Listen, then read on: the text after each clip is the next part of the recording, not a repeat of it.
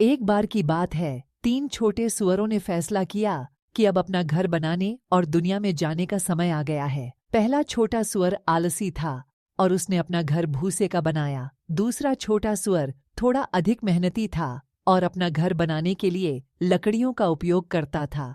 तीसरा छोटा सुअर जिम्मेदार था और उसने ईंटों से अपना घर बनाया। एक दिन गांव में एक बड़ा दुष्ट भेड़िया आया। वह सबसे पहले भूसे से बने घर के पास पहुंचा और बोला, छोटे सुअर, मुझे अंदर आने दो। लेकिन छोटा सुअर भेड़िए के इरादों को जानता था और उसने इनकार कर दिया। इसलिए भेड़िया भड़क गया और फूल गया और घर को उड़ा दिया। फिर भेड़िया लाठी से बने दूसरे सुअर के घर के पास गया और उसे अंदर आने देने के लिए कहा। दूसरे सुअर ने भी मना कर दिया और भेड़िए ने हड़बड़ाकर इस घर को भी उड़ा दिया। अंत में भेड़िया तीसरे सुअर के ईंटों से बने घर में आया और उसे अंदर जाने देने के लिए कहा। बुद्धिमान छोटे सुअर ने इनकार कर दिया और भेड़िए ने अपनी पूरी ताकत से घर को उड़ाने की कोशिश की, लेकिन वह सफल नहीं हो सका।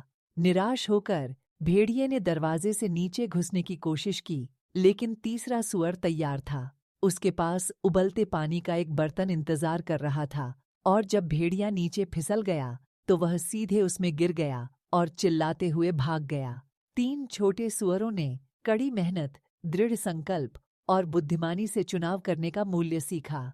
कहानी हमें अपने काम में प्रयास करने का महत्व सिखाती है, क्योंकि यह हमें नुकसान और प्रतिकूल परिस्थितियों से बचा सकती है। मुझे आशा है कि आपको यह क्लासिक कहानी पसंद आई होगी। यदि आप और कहानियां सुनना चाहते हैं या कोई अन्य अनुरोध है तो बेझिझक पूछें।